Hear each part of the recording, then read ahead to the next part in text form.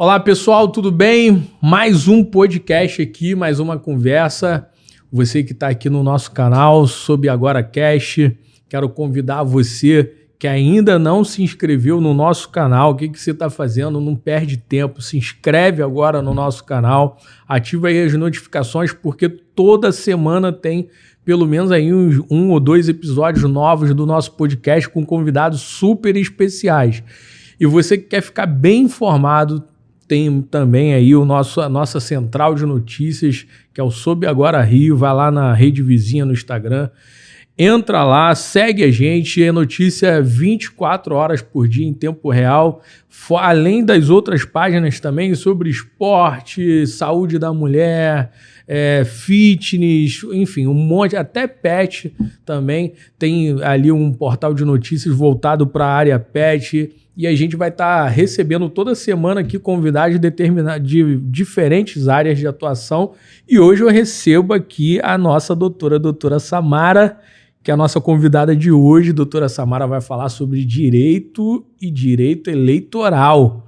Então, comenta aí, manda o seu comentário, manda a sua mensagem, seu recado, pega aí esse vídeo, compartilha com teus amigos, teus familiares, você que está aí, que me assiste também, que é do meio político, assessor de candidato, você que é candidato a vereador, candidato a prefeito. Olha, hoje é o dia de você tirar todas as tuas dúvidas. Depois a doutora Samara vai deixar as redes sociais dela para você também ir lá seguir ela, que tem várias dicas, vários vídeos. Doutora Samara, muito prazer receber você aqui hoje. Obrigado pela presença, obrigado por ter vindo. Foi um convite meio em cima da hora, mas deu tudo certo e a gente está aqui. Obrigado por estar aqui com a gente. Tiago, quero agradecer aí a oportunidade de estar no Soube Agora, né? Principalmente com você, que é uma pessoa, uma referência na área da mídia, né? Trouxe já vários convidados aí renomados, pessoas importantes na área do esporte, da política, do entretenimento.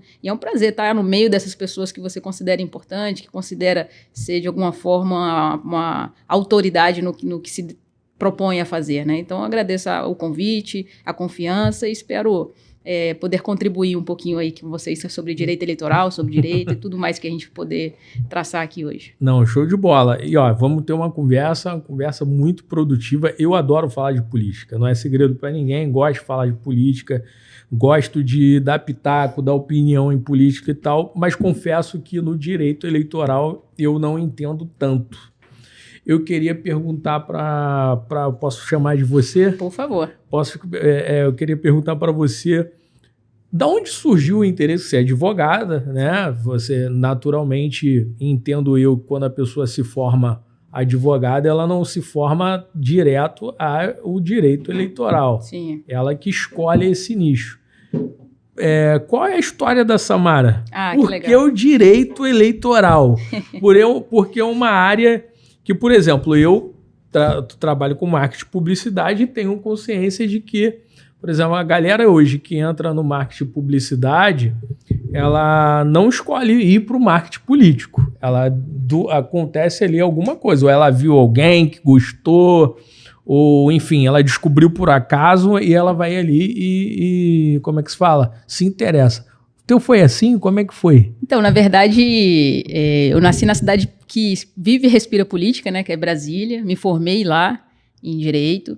E durante a faculdade eu queria me especializar, na verdade, na área de Direito Tributário, Direito Constitucional. Fui para um grande escritório de Direito Público lá em Brasília. E dentro desse escritório tinha especialidade de Direito Eleitoral. E, porventura, conheci um pouquinho, me apaixonei. Né, como dizem, a política é uma cachaça. Apesar de eu não beber, eu adoro essa cachaça que é a política. Me apaixonei pelo Direito Eleitoral. E aí busquei um outro escritório que só trabalha com direito eleitoral, comecei a trabalhar de forma voluntária lá, né, de forma como estagiária, e aí quando eu me formei eles me contrataram, só que em Brasília tem eleições de 4 em 4, né, e aí você sem uma família de políticos e sem uma renda, uma família de nome, eu não conseguia fazer nome nem montar um escritório em Brasília, eu resolvi ir para algum estado. Para mim ficaria mais perto Goiás, né, ali Goiânia, os municípios ali de volta, só que eu não tive a oportunidade apareceu aqui no Rio. Vim para o Rio fazer uma eleição, consegui fazer um nome aqui e tô aí, né? Assim, o direito eleitoral, ele não é uma matéria obrigatória na faculdade, então pouquíssimas pessoas têm acesso até que existe o direito eleitoral. E recentemente passou a ser obrigatório na OAB. Ainda não é obrigatório na faculdade, mas já é obrigatório na OAB, tem 2 questões. Então, assim, eu acredito até por conta dessa polarização da política, as pessoas estão começando a se interessar, né? Não só os advogados, mas como o público em geral, sobre as regras, do como se elege um candidato, quais as regras que ele tem que seguir para se eleger, né? E para continuar na cadeira. Então, o direito eleitoral agora as pessoas vão ter mais interesse, mas antes ali, quando eu me formei, acredito que nem eu tinha esse conhecimento que existia. Tempo, mais ou menos? Eu tenho 9 anos de formado. 9 anos de formado. Eu passei na OAB um pouquinho antes de me formar, né? Então, eu passei na OAB, me formei, já peguei a OAB em seguida e já comecei a advogar. Então, naquela época, se hoje já é uma situação que ainda não é tão explorada, sim, imagina aquela 9 anos atrás. 9 anos atrás, eu era do Grêmio da faculdade, então eu tive que ficar batendo de porta em porta em algumas turmas, pedir para formar uma turma de direito eleitoral, porque era optativa, né, não era obrigatória, e aí convencendo os colegas de, olha, vamos fazer direito eleitoral, tinha que formar uma turma de no mínimo 30 alunos ali para fazer uma optativa para a faculdade contratar um professor que tinha interesse em dar aula nessa parte, né? Assim, deu um norte pra gente, obviamente depois eu tive que buscar outros caminhos, especializações, né? Assim, independente de pós-graduação, a melhor especialização que eu tive foi em campo. Acho que para qualquer profissão, né? E aí, tô curtindo isso, tô aprendendo cada dia. E aí, tá aqui no Rio quanto tempo? Tem 8 anos que eu estou aqui no Rio. 8 anos. Então, se formou, passou um ano ali em Brasília e tal, e veio para cá. Exatamente. E aí, como é que é esse desafio do Rio de Janeiro? Olha, o Rio de Janeiro ele é uma cidade encantadora, primeiro pela sua beleza, né? Só que ao mesmo tempo assustadora também pela sua cultura, né? Pela sua cultura de violência, né? O carioca, ao mesmo tempo que ele é muito extrovertido, ele é muito fechado. E essa violência assusta demais a gente, né? Mas ele eu acho que a melhor escola que existe para você advogar ou para você qualquer profissão está aqui no Rio de Janeiro. O Rio de Janeiro é um mundo de oportunidades, que as pessoas ainda não agarraram essas oportunidades. E no meio político eu pude aprender muito, que é muito diferente de um distrito, né? A capital do Brasil é um distrito. É muito diferente a forma com que se faz política. E foi uma escola incrível para mim, aprendi na prática. Mas, por exemplo, Rio de Janeiro tem uma cultura política muito forte. É uma bolha enorme o mundo político do Rio de Janeiro. Como foi para furar essa bolha política do Rio de Janeiro? E aí eu já entro depois numa outra questão, que é o seguinte: Rio de Janeiro até hoje, desde anos e anos, os mesmos grupos políticos que atuam. Então, como é que foi para entrar nessa bolha, para trabalhar com direito eleitoral? E como é que é o teu relacionamento até hoje aqui, né, com esse povo do Rio de Janeiro, com esses políticos do Rio de Janeiro? Ah, bacana. Então, como eu vim para o Rio, eu vim por uma indicação já do escritório que eu trabalhava lá em Brasília, para poder representar um partido político aqui a nível estadual. O partido estava em crescimento. Eu fiz as eleições de 2016 desse partido, organizei toda a estadual, nos 92 municípios eu organizei os diretórios municipais desse partido, e alguns municípios a própria eleição municipal em 2016. E aí, nesse período, né, as pessoas elas não têm muita fidelidade partidária, então conheci muitos agentes políticos dentro desse partido. Quando chegou 2018, vários deles migraram para outros partidos, e eu acabei tendo oportunidade de outros partidos, conhecendo mais gente, e essa bolha foi aumentando. Eu fiz uma estratégia digamos que de marketing, né, de empreendedorismo, porque o pessoal, na faculdade a gente não aprende isso, que a advocacia ela é uma empresa também, né? Então eu fiz uma estratégia, produzi 2 livros, né, o Direito Municipal Descomplicado e o Direito do Candidato. Você produziu os livros? Eu escrevi 2 livros. Escreveu 2 livros? Isso. O Direito Municipal Descomplicado foi à venda, e o Manual do Direito, Manual do Candidato, Eleições, ele já está na 5ª edição, né, que todo ano eleitoral eu atualizo ele. E eu fiz de forma gratuita. Então, foi um investimento, né? Da mesma forma que uma empresa faz folder e distribui, a advocacia ela tem um código de ética, um estatuto muito rigoroso para essa questão de marketing. Então, a única forma que a gente tem de mostrar o nosso trabalho é o quê? Informando, educando. Então, eu distribuí esse manual, esse livro para os candidatos. Eu imprimi diversos livros em 2016. Ia nos partidos políticos e falava, posso palestrar aí, ensinar seus candidatos, evitar que eles errem, saem com multa, saem com problemas e depois vêm atrás de vocês. E aí, no final, eu distribuía meus livrinhos. E quando foi 2018, mais ou menos, eu chegava nos lugares, as pessoas estavam com o meu livro e não sabia que era eu. Olha que bacana. Ah, não, peraí, eu vi aqui. Aí olhar pra pessoa assim, falei, pô, essa pessoa não sabe que o livro é meu, né? E aí eu decidi, eu falei, ó, tem que melhorar isso aí. Aí já botei uma fotinha no livro, aí já coloquei no digital, que funciona mais. Então fui fazendo meu nome nesse sentido. E ser de Brasília ajudou muito, né? Acho que a veia política tá dentro da gente. Sim. E a parte de, olha, advogado de Brasília chegou, acho que isso deu um peso legal também pra mim. Eu vou te falar o seguinte, hoje a gente está conversando aqui, a maioria do pessoal que praticamente está assistindo o podcast, a gente está falando de um nicho muito fechado, especificamente para quem vem candidato. Aí você vai falar, poxa, eu estou assistindo o podcast, mas eu não venho candidato. A gente vai falar sobre, além dessa questão, né, do que a doutora Samara ela trabalha, ela atua na questão da candidatura, né, salvando algumas candidaturas aí de algumas impugnações, alguns problemas que alguma candidatura pode ter. Se você não é candidato, nós vamos falar sobre empreendedorismo também. Por quê? Porque é uma pessoa que praticamente veio de um outro estado para o Rio de Janeiro, que o Rio de Janeiro não é fácil de empreender como qualquer lugar no Brasil, não é fácil de empreender. E aí você, mulher empreendendo numa cidade que não é a tua cidade natal, como é que foi essa experiência? Você considera hoje, porque eu vi suas redes sociais lá, você hoje grava vídeo, mostra o teu trabalho, você está falando que você lançou 2 livros, você distribuiu esse livro, como é que é essa loucura toda do que chegar numa outra cidade, empreender e tá levando, porque empreender é um desafio diário. Gigante. Vem até agora nesse período. Fora que o período seu provavelmente é igual ao meu, que você tem cliente só em período eleitoral. E aí, como é que faz para trabalhar num período que não é eleitoral? Eu, como vim de Brasília, eu não tinha um parente para me indicar, porque geralmente a advocacia, como é que funciona, né? A maior parte dela é por indicação. Ou porque um parente te indica, ou um amigo te indica, eu não tinha amigo e parente aqui. Então eu precisava conquistar pessoas de uma outra forma para que depois essas pessoas passassem a me indicar, né? Então, primeiro eu consegui através do livro, através de palestras, me incluindo mesmo, participando do famoso network, né? Você tem que ser visto, você tem que conversar com pessoas, as pessoas têm que acreditar e confiar em você principalmente, né? Mas o empreender no Rio, e eu empreendo nas 2 áreas, tudo dentro da política, mas no direito, e também eu tenho uma empresa de pesquisas. Por estar dentro da política, a gente acaba vendo as oportunidades, leque, né? Vendo as oportunidades que tem dentro da política. Então, eu tenho uma empresa de pesquisas eleitorais, a empresa também fornece outros serviços dentro do segmento político.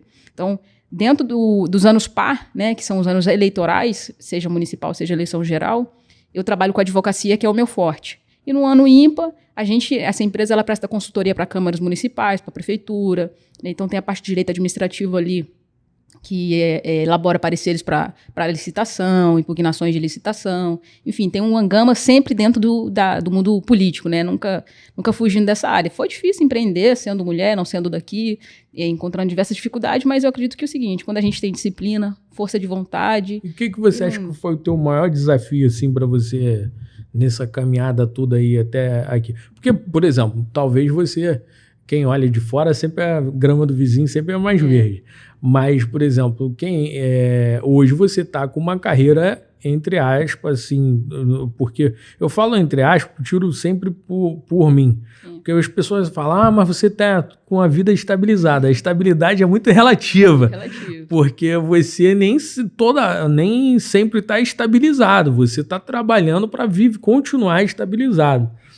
Mas qual foi assim, o maior desafio que você acha que nessa tua caminhada até agora aí, poxa, eu enfrentei isso aqui, foi dose, ou teve alguma dificuldade, algum problema que você pensou em voltar para Brasília, sei lá? Eu acho que a maior dificuldade é a questão da violência, a questão da mobilidade aqui do Rio de Janeiro. Certo. Eu moro aqui na capital, só que a maioria dos meus trabalhos estão no interiores. Então, qualquer interior que a gente vá é 2 horas, 1h30, 2 horas. Só que devido ao trânsito e às dificuldades de mobilidade aqui do Rio, você acaba levando mais tempo. E isso incomoda bastante, né? E cansa muito a gente.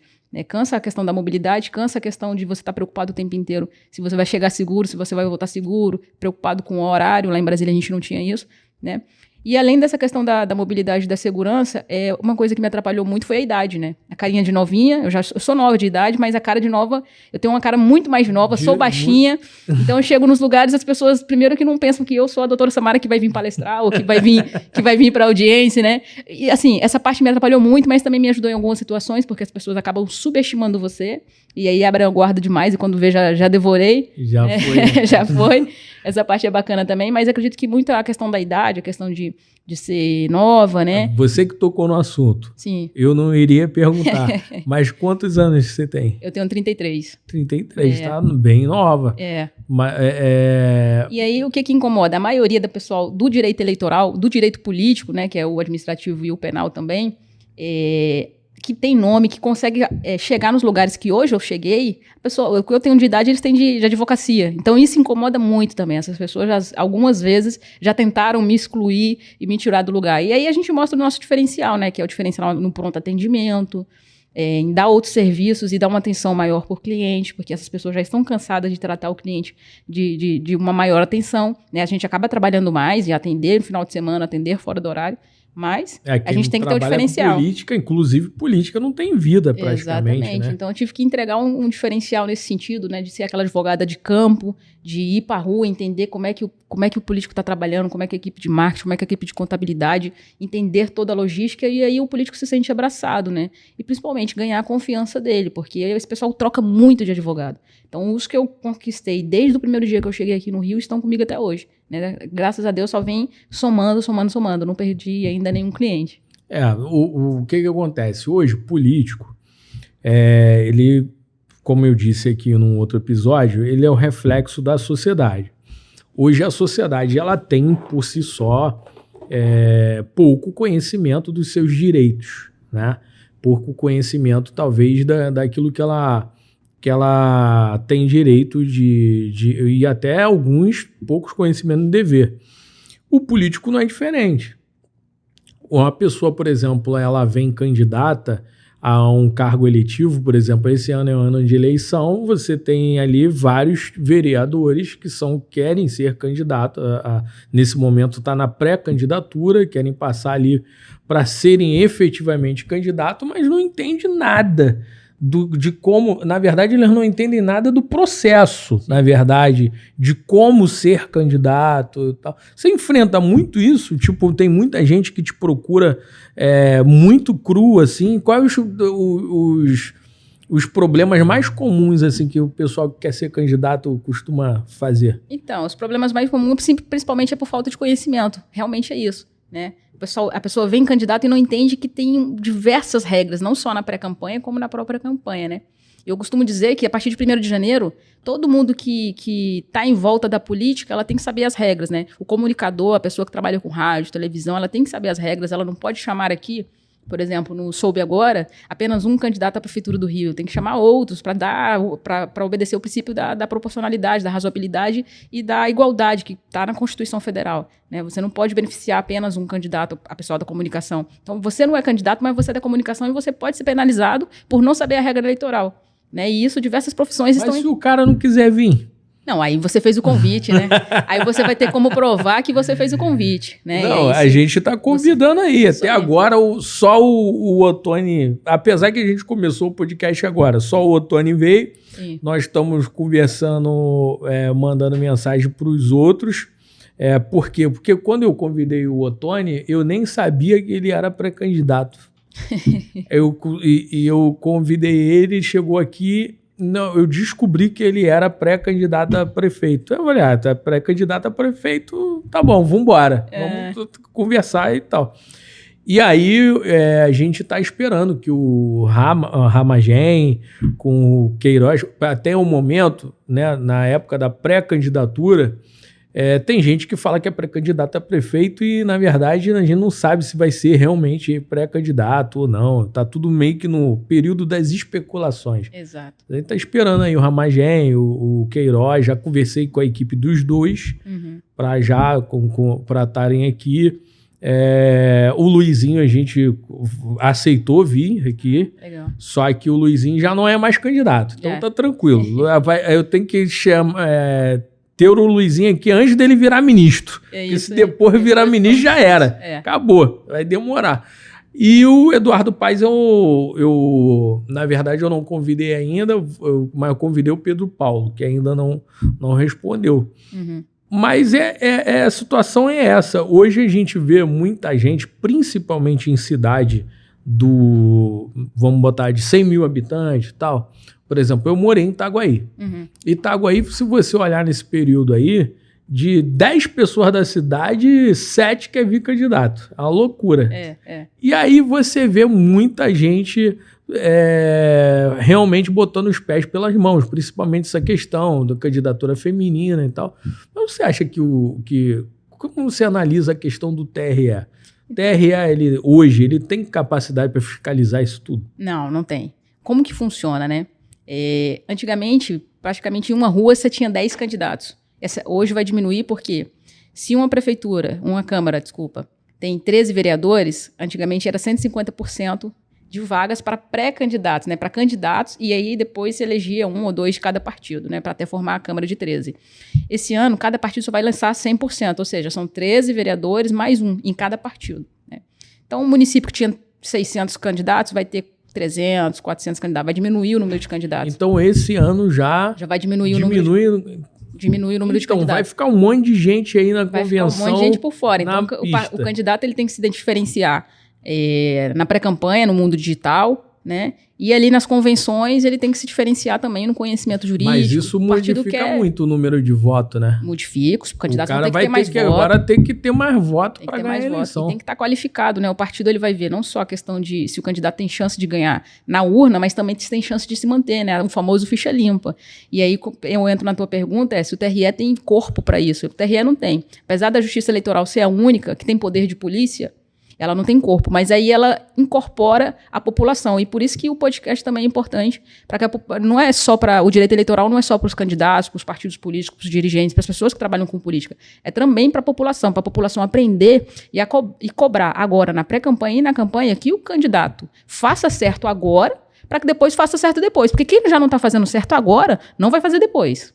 Se o pré-candidato não obedece essas regras de pré-campanha, você acha que depois que ele vai ser eleito, ele vai obedecer? Não vai. Então, a população sabendo disso... ela vai jogar o voto fora. Ela já vai votar certo. Se o cara não faz a coisa certa agora, não vai fazer lá, corre o risco de levar uma cassação e o voto todo ser jogado fora. Não vai fazer lá e não vai cumprir as promessas que ele prometeu, né? Então, a população ela tem uma arma chamada Pardal, né? Um aplicativo da Justiça Eleitoral, que é gratuito para as pessoas baixarem, e a pessoa pode tirar foto, filmar, fazer denúncias, tanto anônimo quanto de forma identificada, e vai para o Ministério Público Eleitoral, vai para a própria Justiça Eleitoral, e se a prova for convincente, a Justiça Eleitoral vai colocar para frente, né, de acordo com o que está ali a medida, se é uma multa por propaganda extemporânea, se é uma impugnação por abuso ou fraude, corrupção, né? Então, a população hoje ela tem essa arma, e os candidatos também. Os candidatos acabam que um fiscaliza o outro e vai...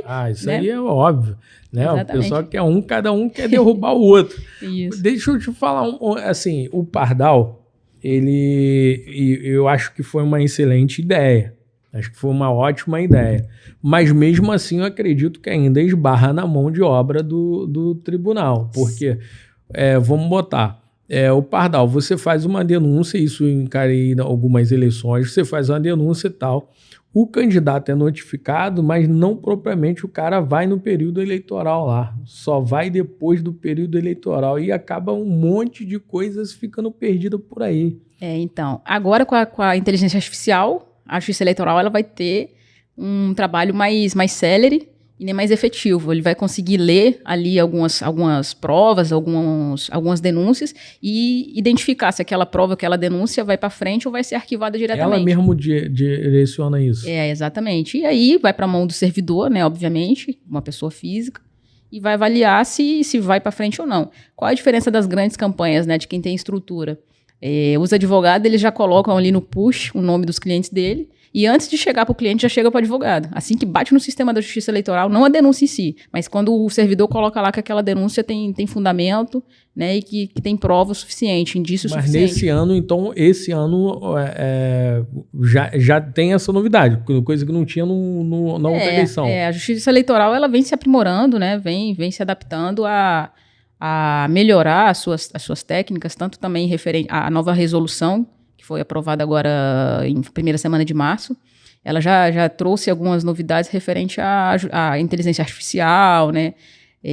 Até os prazos mesmo de retirada de conteúdo impróprio nas redes sociais, né? Vão punir as plataformas que não retirarem dentro do prazo. Apesar da plataforma não ter responsabilidade de quem publica, ela tem responsabilidade de quem está ali dentro daquela rede social, né? Então a Justiça Eleitoral entendeu isso, é um grande avanço. É um grande avanço no sentido de quê? Que ela quer que as pessoas que estejam fazendo errado sejam punidas, sejam com a retirada de conteúdo, seja com a multa, seja com o processo de cassação. Então, a inteligência artificial veio também para fazer essa diferença. A gente não sabe se vai ser efetiva, né? Porque tudo ainda referente à inteligência artificial tem suas deficiências. Então, eu vou voltar um pouco num assunto que para mim é novidade, e acredito que para todo mundo que hoje quer se candidatar, talvez seja uma novidade, inclusive até para quem está dentro. Questão do aumento do número de votos para ser eleito. Uhum.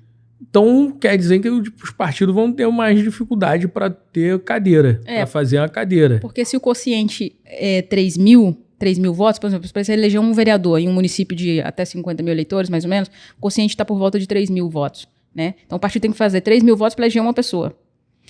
Com 20 candidatos, é mais fácil. Agora, com 14 candidatos, os candidatos têm que ter mais. 14 candidatos para atingir 3 mil votos. Com 20 candidatos para atingir 3 mil votos, é mais fácil. Com 14, você perde 6 candidatos, cada um com 30, 50 votos, você perde muita coisa. Então, os candidatos têm que ter mais... Vai ter que correr atrás. A legenda vai ter que ser forte. Exatamente. Muita gente já fica na mão pela legenda, imagina agora, né? Só que aí houve uma mudança referente ao cálculo do quociente eleitoral esse ano, né? O cálculo do quociente eleitoral, como é que é? Você pega os votos válidos, divide pelo número do número de cadeiras disponível, que é o número de vereadores, e aí você tem esses 3 mil votos, digamos assim, né? Para poder o partido fazer uma vaga. Certo. E aí, no primeiro cálculo, na primeira distribuição, o partido tem que atingir 100% do quociente, que é esses 3 mil, e o candidato mais bem votado do partido tem que atingir 10% no mínimo desses 3 mil. Então, o candidato, para ser eleito, ele tem que ter 300. Se o partido fizer a vaga e o candidato que mais teve voto dentro do partido tiver 299, o partido perde a vaga. Então, o partido tem que ter 100%. Então, no caso do segundo colocado. Não, perde a vaga. Perde a vaga. Perde a vaga. Porque o segundo colocado vai ter menos que 299. Então, começa por aí. O partido tem que fazer 100% e o candidato 10%. Aí a Justiça Eleitoral deu uma facilitada esse ano, né, já sabendo que vai ser difícil por conta da quantidade de candidatos. A segunda sobra, né, o segundo cálculo, porque nunca preenche todas as vagas no primeiro cálculo. Sobrou 7 vagas. Então, no segundo cálculo, o partido vai ter que atingir só 80% do quociente, que é 80% de 3 mil, no nosso exemplo aqui. E o candidato tem que atingir 20% dos 80%. Então, já ficou um pouquinho mais fácil, já diminui. E se tiver uma terceira sobra, se tiver um terceiro cálculo, uma terceira distribuição, se sobrar vagas ainda, nessa terceira distribuição todos os partidos participam, independente de ter atingido o quociente ou não, e aí se elege aquele que tiver a maior média. Então, assim, democratizou nesse sentido porque sabe que muitos partidos não vão conseguir atingir o quociente. Vai ter partido que o candidato vai ter 1.000 votos, o candidato mais bem votado vai ter 1.000 votos, mas o partido não vai conseguir atingir o 3 mil. E vai ter candidato entrando com 300, 400 votos em outros partidos, porque o partido atingiu o quociente.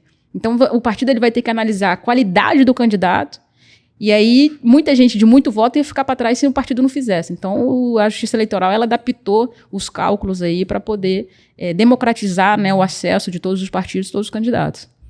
E vai ser uma briga maior ainda para a questão de vaga, e mesmo assim ainda entra a questão da cota, né?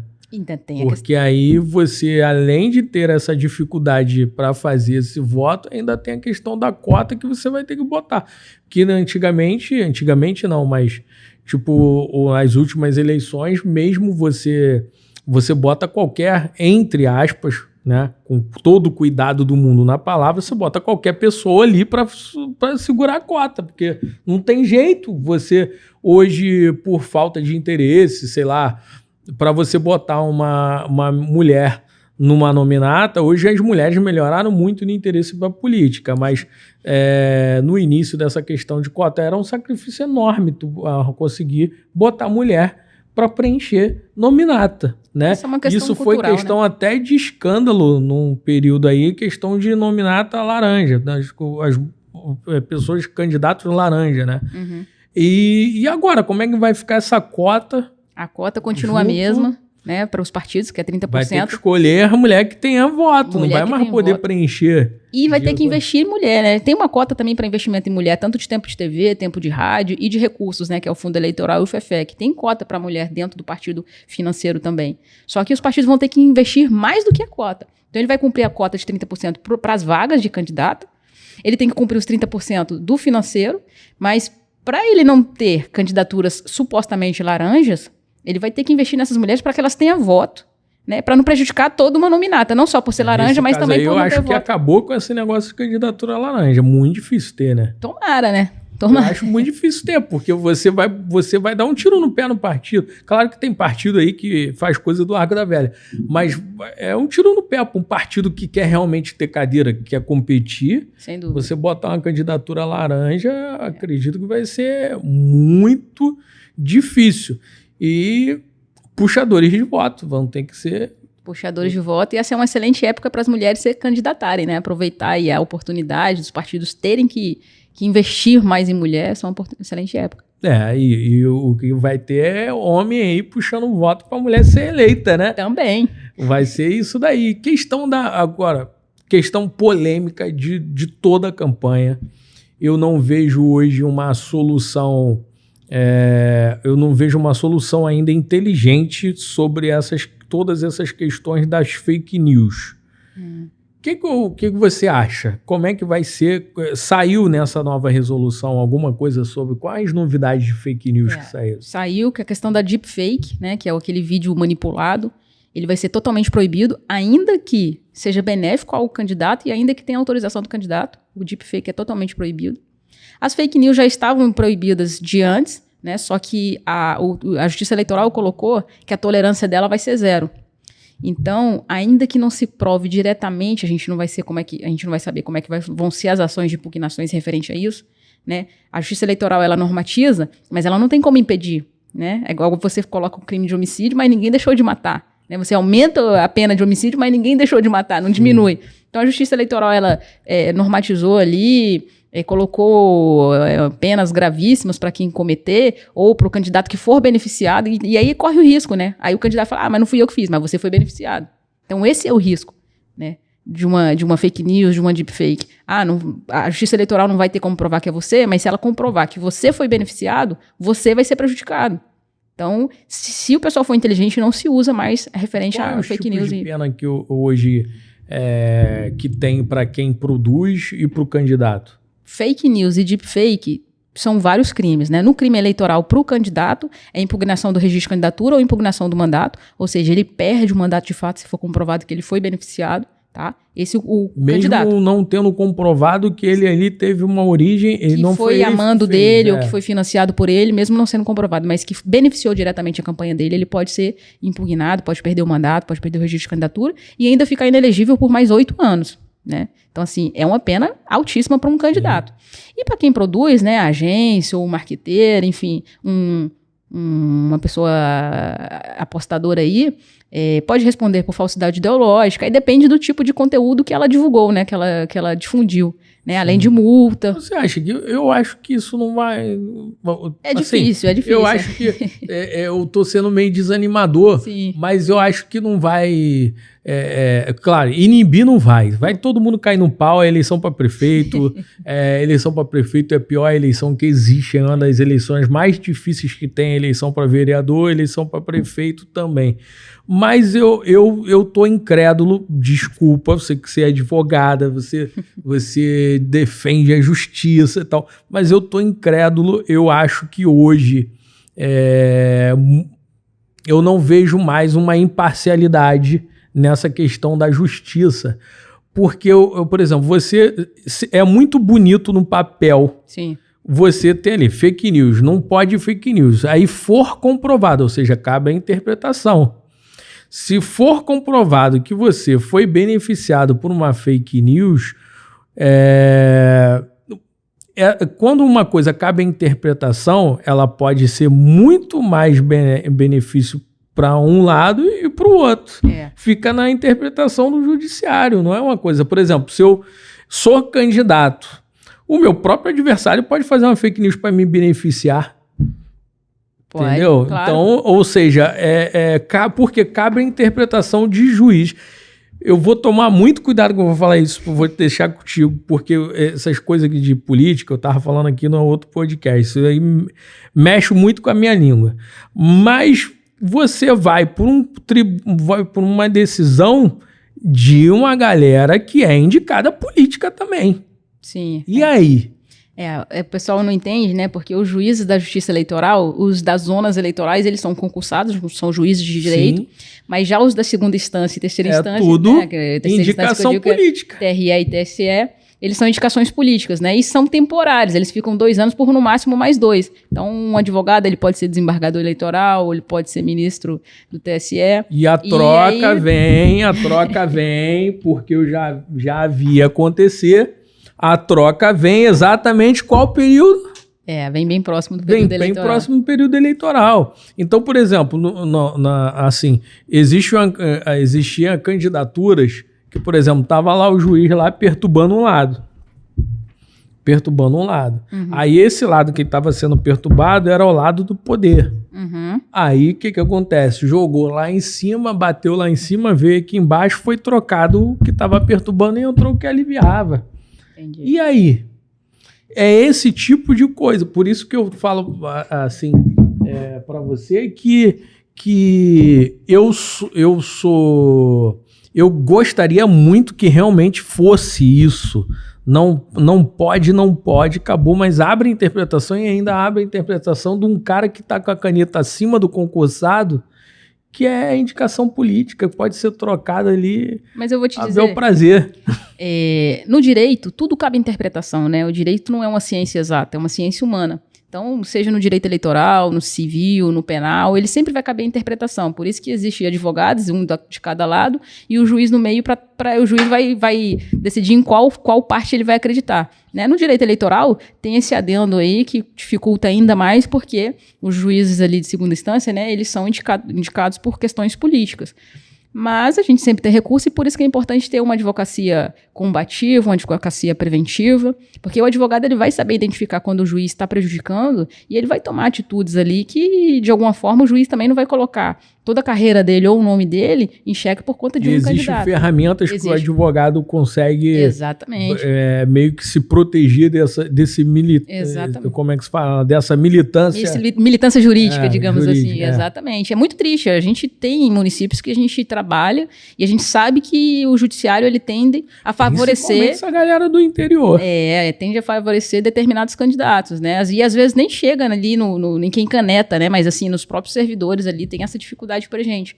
Mas aí a gente enche de petição, e aí se precisar ir no CNJ, nós vamos no CNJ, coloca denúncia, e a gente monta, olha só, eu tive um problema na última eleição, em que eu pedia, ele sentava em cima, ele não colocava nem que sim, nem que não, porque ele não tinha que colocar que não pra mim. Estava muito bem fundamentado e muito bem elaborado com provas robustas. Então ele não podia falar que não pra mim. Então, pra não falar que não, ele sentou em cima, ele só não falou que sim, nem que não. E aí eu tive que ir no CNJ e falar, olha só, eu protocolei minha petição dia 5, o outro protocolou dia 10 e o dele já foi respondido. Por quê? Então, o advogado ele tem meios de verificar se ele está sendo, a outra parte, né, alguma parte está sendo favorecida, e tem meios de mostrar indícios, né? Não chega a ser uma prova, mas chega a ser indício. E aí o judiciário vai lá e, cuidado aí. Primeiro vai lá e adverte, depois vai lá e adverte. Por fim, vai uma suspensão aí. Então, assim, eu acredito que acontece, mas ninguém coloca a sua própria vida, a sua carreira no lugar para beneficiar outra pessoa, né? São poucas pessoas que fazem isso, né? Aí sofrem consequências. São poucos juízes hoje que perdem, né? Que vão aposentados compulsoriamente. Mas o problema também é que são poucos, por mais que são poucos juízes que comprometam a sua carreira, também são poucos advogados eleitorais. Exatamente. Entendeu? Você está no mercado, que o mercado, ele como é que se fala? Eu não posso botar, eu fico torcendo que eu tenho, daqui a pouco eu vou ter que aumentar o meu corpo de advogado para comentar certas coisas. Vou contratar você para me defender também. Se eu cometer algum crime, me avise antes de eu cometer. Por exemplo, a maioria dos juízes eleitorais, na minha opinião, advogados eleitorais ainda não tem, para não dizer outra palavra, ainda não tem a experiência propícia para poder fazer isso que você está falando.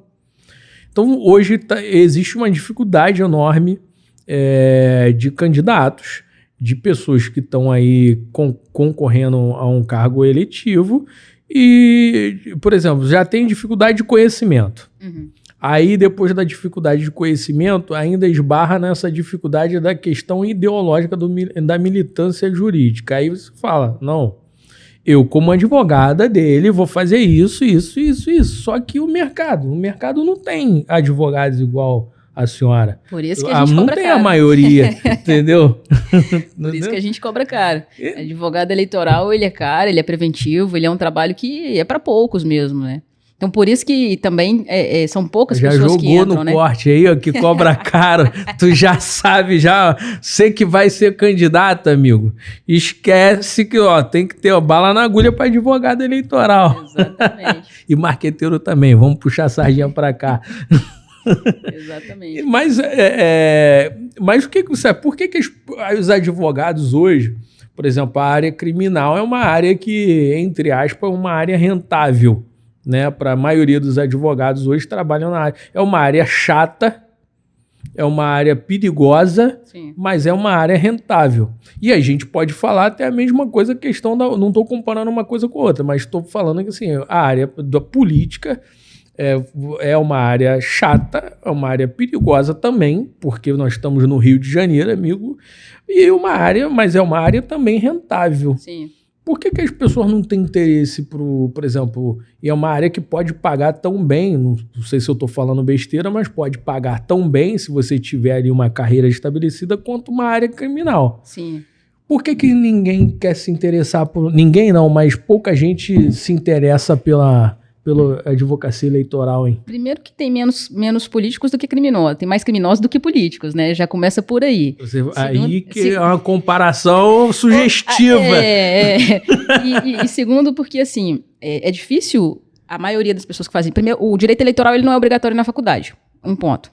Segundo, que você pode ter na sua rua pessoas que cometem crime e não são criminosos. Um cara que bate na mulher... um cara que não paga pensão, ele passa a ser um criminoso porque ele vai preso, né?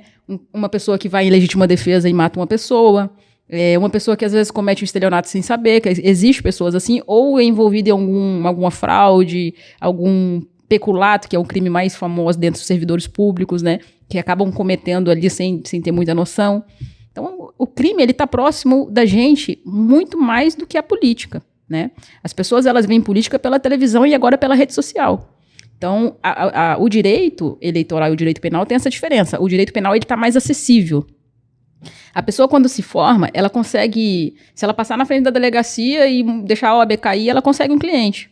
Agora, um advogado, se ele passar na frente da ALERJ, por exemplo, aqui, que é a Assembleia Legislativa do Estado, ele não vai conseguir cliente. Né? Então, tem essa diferença. O direito eleitoral ele é mais fechado. Primeiro, que ele não está obrigatório na faculdade. Segundo, porque são poucas pessoas na sua rua que vai vir a candidato, né?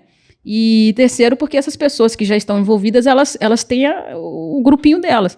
Então, e também só vai procurar um advogado eleitoral quando der besteira. Só que a vantagem de advogado no direito eleitoral é o seguinte, que um cliente meu são 5 do criminal. Então, para eu faturar o que eu faturo com um do eleitoral, eu tenho que ter 5 do criminal. É menos trabalho não, porque o eleitoral dá tanto trabalho quanto esses 5 aqui. Né? Mas aí você acaba fazendo um trabalho mais artesanal, sabe? A gente chama até de boutique jurídica, ao invés de escritório jurídico, mais artesanal, a gente dá mais atenção para aquele cliente. Por isso que o trabalho eleitoral... E aí, quando as pessoas vão se aventurar na justiça eleitoral, elas percebem que os prazos são contados de forma diferente. É tudo diferente do que você aprendeu na faculdade. As pessoas acabam desistindo pela dificuldade de se alcançar o cliente. Seria depois, como se fosse fazer uma outra faculdade para... Pela dificuldade de você atuar e depois que você alcança o cliente, pela dificuldade de você atuar e se manter. né? Então, existe essa diferença aí para se conseguir Fora o que é cliente. também um mercado que você não admite erros, né? Não admite erro. Você errou uma vez, você vai perder toda a sua carreira. E aqui no Rio de Janeiro, né, tem essa questão da violência também. O advogado eleitoral, ele corre o mesmo risco do advogado criminal. Né? Sim, o advogado eleitoral pode, inclusive, também fazer o criminal e o eleitoral juntos, né? E aí, político, você pode pegar... O que você quer hoje? Tá na cartela, quer o criminal ou quer o eleitoral? Pronto, tá resolvido o problema. Tu ganha 2 por 1. Eu já saí de um município aqui do Rio, escoltada, né? Mesmo? Numa campanha eleitoral, porque eu parei um trio elétrico no meio da via e não deixei ele andar. Porque para você andar com um trio elétrico na via... Mas você era advogada da campanha... Da oposição. Aí tu pediu também, né? Mas aí eu tava fazendo cumprir a lei, né? Mas exercendo meu poder de polícia também. Parou o trio elétrico, mas diz aí. Assim, a gente protocola todo, o direito...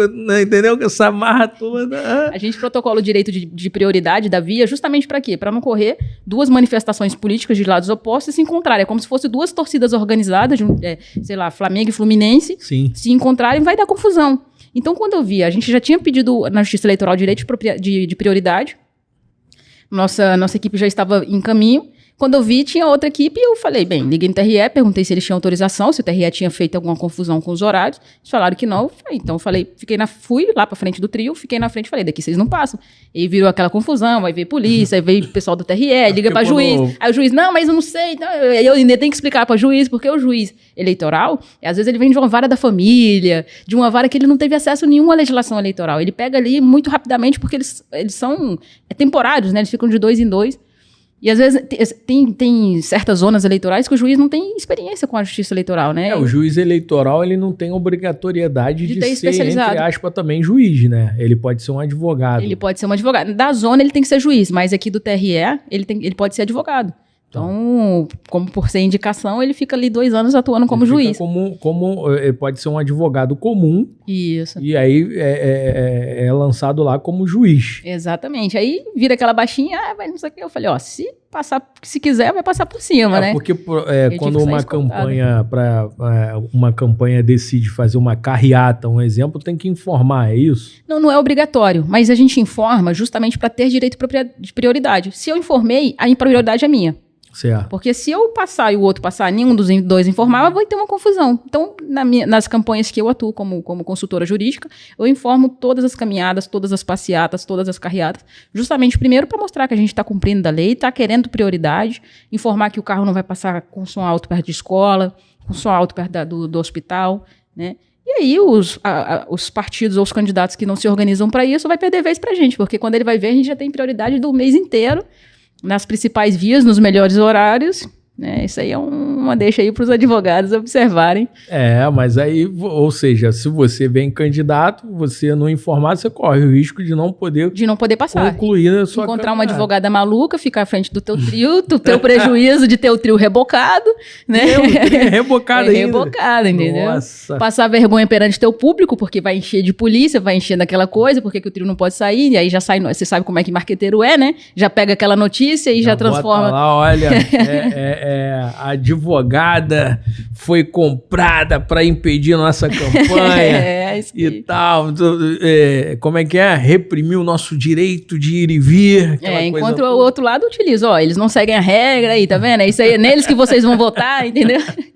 É interessante. E aí, o que aconteceu? E o pessoal a polícia teve que me escoltar, porque veio um monte de gente pra cima de mim, e eu falei, pode vir, eu sou mulher, vai me bater? Entendeu? E aí eu fiquei com o braço cruzado e falei, daqui eu não saio, vocês também não. Aí a polícia veio e eu falei, vocês têm que rebocar, até que, não, vamos rebocar, e trouxe o reboque, esperei o reboque vir levar. Aí tem que pagar multa, né? Pagar diária. Já aconteceu eu não vou me lembrar aqui o qual foi efetivamente a infração. Já aconteceu de eu estar numa carreata política e o cara que estava vindo tinha 2 num carro de bombeiro ainda. O pessoal do TRE estava num carro de bombeiro, junto com o bombeiro, polícia e tal. Eles tinham feito uma infração de um candidato.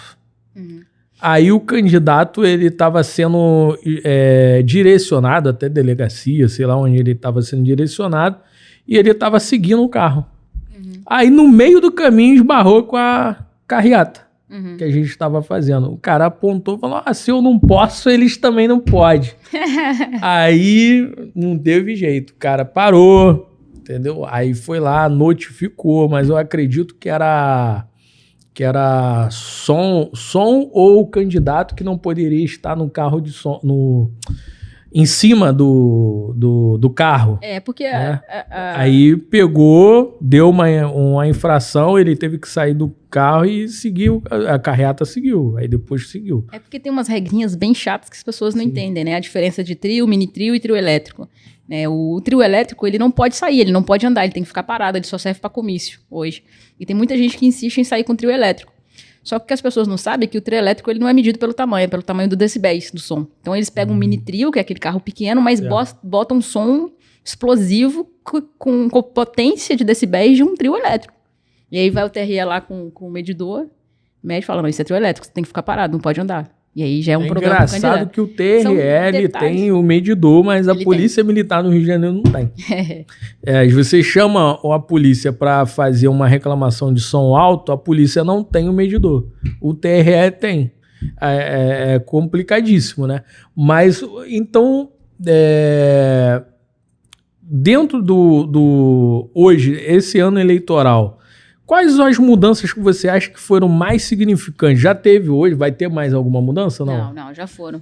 Mas quais mudanças que você acha que mais significantes que tem para essa eleição que a grande maioria do pessoal pode não saber? Além da questão do quociente eleitoral, do número de candidatos que diminuiu, a questão da inteligência artificial que vai poder ser usada, mas as pessoas vão ter que ter consciência de que aquele material foi produzido através de inteligência artificial, de que você está falando com chat ou com um avatar, né? As pessoas vão ter que ter essa informação, e principalmente referente às contas do candidato, né? Os gastos eleitorais, a questão da montagem da chapa. As pessoas que forem concorrer, elas têm que ter o conhecimento mínimo da prestação de contas que eles vão prestar na sua campanha. Mas eu não vou gastar nada, eu não presto conta. A maior parte dos problemas é esse. A pessoa vem candidato. Primeiro que se você vem candidato, você tem que gastar alguma coisa. Depois perdeu, acha que não precisa, né? E aí a pessoa fica... Não concorre nunca mais. Mas a pessoa fica... Mesmo que ela não ganhe, se ela tiver prestação de contas, por exemplo, não prestada, ela fica impedida de tirar passaporte, ela fica impedida de assumir esse cargo público, de assumir concurso público. E esse é um problema que a gente não quer para ninguém, né? Então as pessoas elas não têm a grandeza, o tamanho, a noção do tamanho, da grandeza que é uma campanha eleitoral.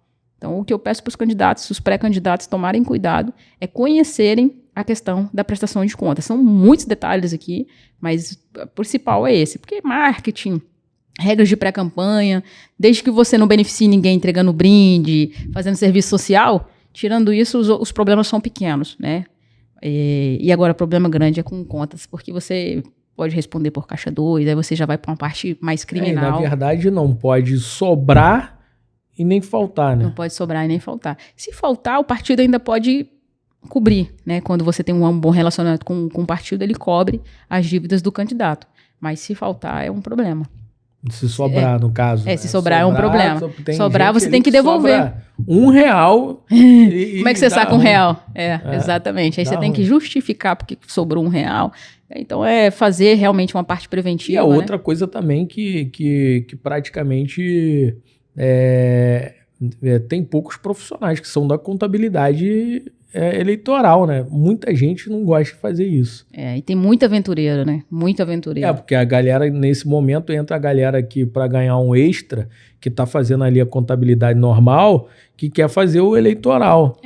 Acaba sobrando um pouco pro advogado eleitoral também, né? São 4, 5 bilhões de fundo eleitoral, tirando o fundo partidário, né? Então o pessoal cresce o olho.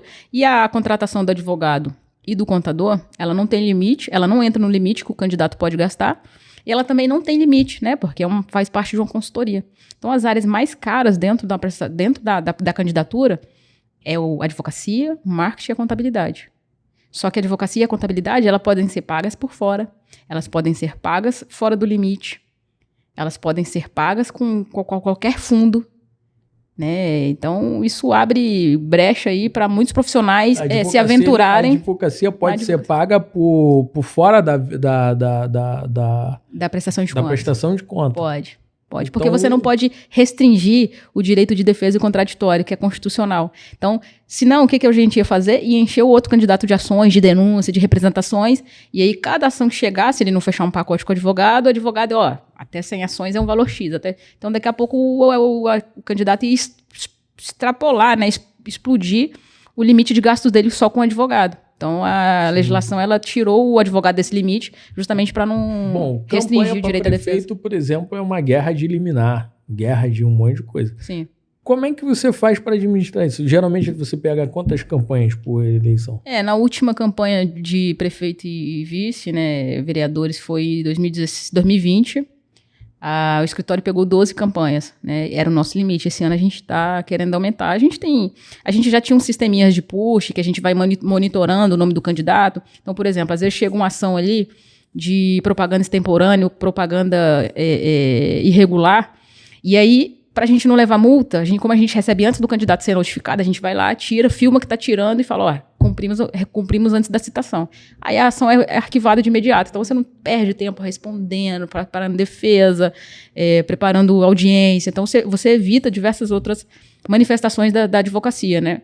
E a questão de organização. Esse ano eu estou investindo ainda bastante nessa questão da inteligência artificial também para facilitar, né, na montagem de documentos básicos, contratos, procurações, etc., para facilitar o nosso trabalho ali, que é gigante. Você, por exemplo, se hoje a gente estava conversando aqui sobre a dificuldade de ter profissionais de advocacia nesse período eleitoral e tal, você não tem dificuldade de mão de obra para te auxiliar? Muita. Lá no escritório eu tenho 3 pessoas comigo, né, além de mim, e todas as 3 já estão comigo. Uma tem 6 anos, o outro tem 5, o outro tem 4, e eu não largo de jeito nenhum. Tenho certeza que muito escritório deve fazer proposta para eles irem, mas você tem que valorizar o profissional que está com você, principalmente nessa área, porque, primeiro, tem quem pegue, né? E segundo, porque são raros, é difícil. Eu queria aumentar a minha equipe, eu preciso de gente na minha equipe, mas é muito difícil, por vários fatores.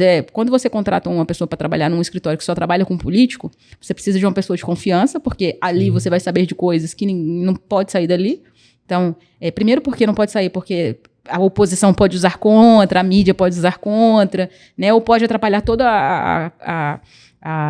o planejamento, né, daquela campanha. Então, você precisa de pessoas de confiança, pessoas de caráter, né? É o primeiro crivo para poder sentar com a gente no escritório. E aí depois vem a questão da pessoa ser disponível, porque durante os 45 dias de campanha, a gente praticamente só vai para casa para dormir. A gente faz todas as refeições dentro do escritório, os prazos são contados em horas, não tem final de semana, não tem feriado. Então, a pessoa tem que ser disponível, ela tem que gostar do que faz, ela tem que, sabe? E muita gente tem família, eu tenho também, mas eu adoro isso, são 45 dias puxado, assim, a gente já começa a trabalhar a partir de abril agora, mas chegou a 20 de julho, que começa as convenções, até primeira, segunda semana de novembro, que é a semana que a gente finaliza ali a prestação de contas e as ações mais pesadas, a gente praticamente não vive, né? É direto no escritório e a pessoa tem que ter disposição e gostar do que está fazendo. É o que eu falo também, para a galera que trabalha comigo na minha equipe, geralmente quando a gente contrata, quem vai realmente para as eleições, eu geralmente já aviso logo, setembro você não é de ninguém. Não, se for querer cumprir horário, você esquece, não tem condição de cumprir horário. Ontem mesmo a gente saiu do escritório 10 horas da noite. Exatamente. Então, isso porque nem ainda está realmente no período mesmo. Então, eu já costumo... Só que é uma questão que a gente conversa com todo mundo, com outras agências, com outros profissionais e tal. Cara, a mão de obra em si no Rio de Janeiro já é ruim. Sim. Já é uma mão de obra ruim para tudo, questão de atendimento a cliente, tudo, qualquer nicho que você parar já. E alguns casos específicos, no caso a questão é eleição eleitoral, por exemplo, você como empresário, você quer crescer, você quer fazer mais campanhas, você quer abrir um escritório talvez ali em São Paulo, outro em Brasília, outro em qualquer outro lugar que você vai aumentar o teu escopo.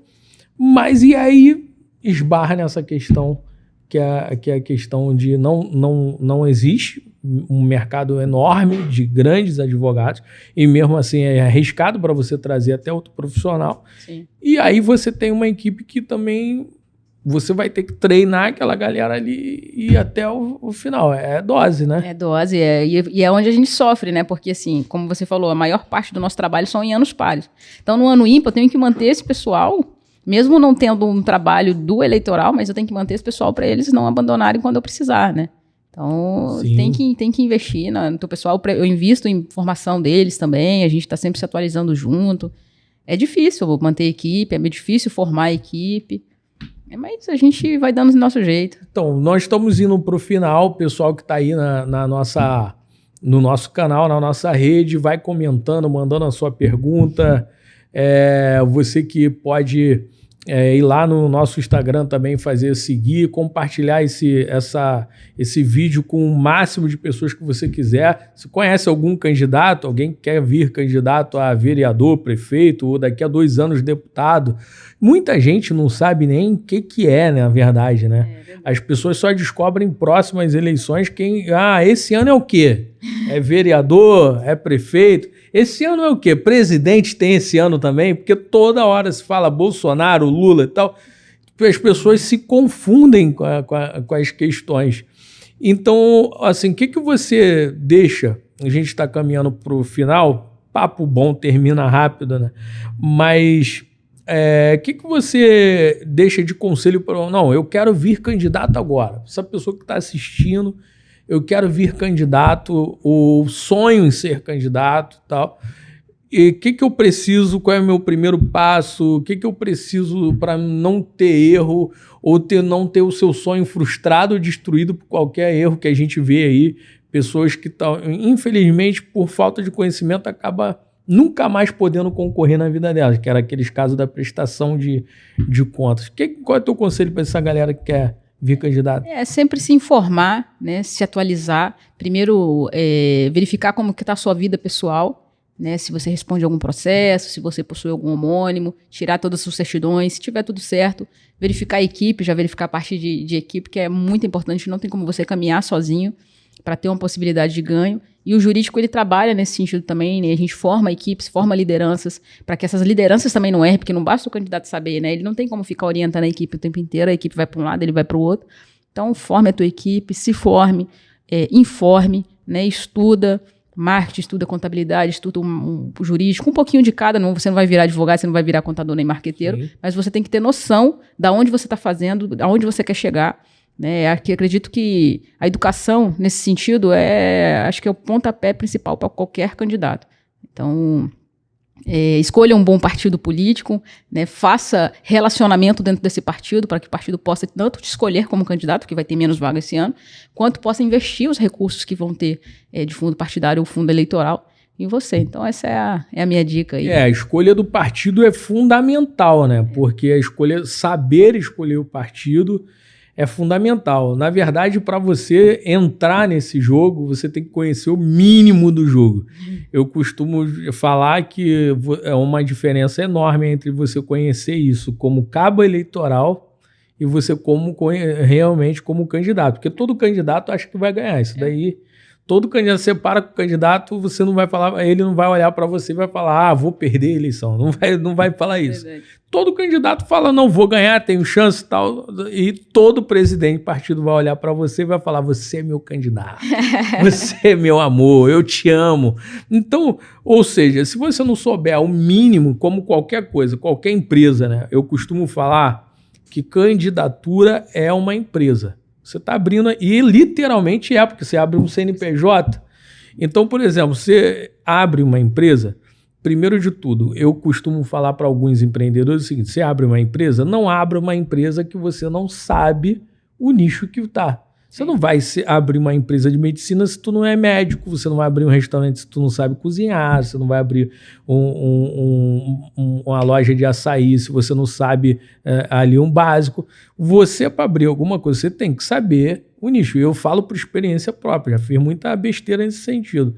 Então, na questão de eleição, é a mesma coisa. Exatamente. Se não abrir, é o que a doutora falou. Você tem que saber um pouco de cada coisa, um pouco de marketing, um pouco de direito, um pouco, não para você exercer, mas pelo menos para ter uma base, né? Para ter uma se base. não está sendo passado para trás, no mínimo, né? Para não tomar prejuízo, porque na empresa, quando você investe numa coisa que você não domina, você acaba tomando prejuízo e não só quebra a empresa, como toma prejuízo, né? O candidato, o prejuízo dele, a quebra de empresa dele é não ser eleito, né? Mas ele tem outros prejuízos que vêm como consequência também referente à sua candidatura, né? O cara vem na paixão, né? Eu acho que a pior coisa que existe para empresário e para candidato é a paixão. Eu tenho um sonho, ninguém está contra sonho. Eu estou falando, eu tenho um sonho ou tenho uma paixão, eu vou fazer custe o que custar. E nada que você faz tudo o que custar dá certo. Exatamente. Tem Entendeu? que se preparar. Você tem que se preparar. Às vezes dar um passo atrás e acompanhar alguém que já tem uma experiência para depois você vir e seja a melhor opção. Então... É complicado. Pessoal, eu vou abrir para que a doutora possa fazer suas considerações finais. Nós já estamos indo para o final do podcast. Infelizmente, o papo estava ótimo. Eu queria ficar mais, porque eu adoro falar sobre política. Por mim, eu passava aqui esse tempo todo, a noite toda falando sobre política, mas não dá. Então, gente, eu quero convidar você a compartilhar o máximo possível, seguir o canal, estar sempre com a gente. Obrigado para você que ficou até agora. Muito obrigado você que ficou até agora escutando esse papo que a gente está aqui meio cachaça, porque a gente adora essa cachaça. Como ela disse que ela não bebe, eu também não bebo, mas a gente adora essa cachaça que é política. Então, nós vamos discutir, vamos receber outros convidados. A doutora vai vir aqui outras vezes com mais tempo, talvez até fora um pouquinho desse ritmo eleitoral, né, para dar tempo da gente conversar à vontade. E muito obrigado. Deixa suas redes sociais pro pessoal, por exemplo, você que é igual a mim, que talvez não tenha dinheiro para contratar uma advogada igual a ela, né? Você pode entrar lá no Instagram e ver todos os conteúdos que ela tem. Tem muita dica, muito conteúdo que ela traz, conteúdo de verdade, conteúdo muito didático, simples, que você vai entender, você que vem candidato, você vai entender muito sobre o assunto que a gente está conversando aqui. Doutora, faça suas considerações finais, deixa a sua rede social aí para o pessoal te seguir. É isso, pessoal. Muito obrigado pelo convite. Adorei participar aqui do podcast. Me senti realmente lisonjeada pela oportunidade. Quero poder incentivar mais mulheres a atuar na política, não só como candidatas, como dirigentes partidários ou na advocacia eleitoral, contabilidade eleitoral. A política também é para mulheres, né? E uma das questões que eu fiz, né, já que a advogado não é tão acessível, o advogado eleitoral, é justamente difundir, né, disseminar ali um pouco do conhecimento do direito eleitoral que qualquer um possa entender. Então, essa é a minha função, essa é a minha sina, no sentido de poder deixar um pouquinho do meu conhecimento para quem não tem a condição de ter um advogado de forma preventiva, para quem não tem condição de ter um advogado eleitoral. Então, peço que vocês me sigam lá na rede social e que o contenúdo que tenha lá possa facilitar e ajudar a campanha de vocês, tá bom? Qual é doutora, né, DRA.Ohane, O-H-A-N-N-E, é um nome indígena. É doutora.Ohane, O-H-A-N-N-E. Então, doutora, DR, né? DRA, isso. Ponto... Ohane. Ohane. O-H-A-N-N-E. Então, bota lá, doutora Ohane, que você vai ter o máximo de conteúdo mais bem explicado. Se eu entendi, tu vai entender. Se for o máximo de explicação possível e tal. E são vídeos muito legais, muito bons, que você vai ter. E pode mandar um direct para ela, manda uma mensagem para ela, ela vai te responder tranquilamente para você e tirar todas as suas dúvidas. E isso vai você a nível Brasil. Você que está em qualquer cidade aí, quer vir candidato, quer fazer. E eu acho que é super importante, né? Isso que você falou, para a gente encerrar, a pessoa participar da política não significa que você tem que vir candidato. Sim. O nosso dia a dia é feito de política, você pode participar de política simplesmente cobrando a pessoa que você votou, né? Simplesmente representando o seu bairro diante do representante, alguma coisa desse tipo. Isso a mulher pode fazer muito bem também. A mulher é a grande maioria da sociedade. Sim. E se usar a força como maioria, vai ter uma participação política não só eletiva, mas também como representante, né? Exatamente. Na sociedade. É isso. Esse é o recado aí. E muito obrigada pelo convite. Isso aí, doutora. Gente, grande abraço para vocês. Até a próxima. Esse foi o nosso 3º podcast. E a gente está ganhando corpo. Daqui a pouco tem muito mais convidados para vocês nos próximos podcasts. Obrigado, gente. Obrigado mesmo por ficar comigo até aqui. Grande abraço.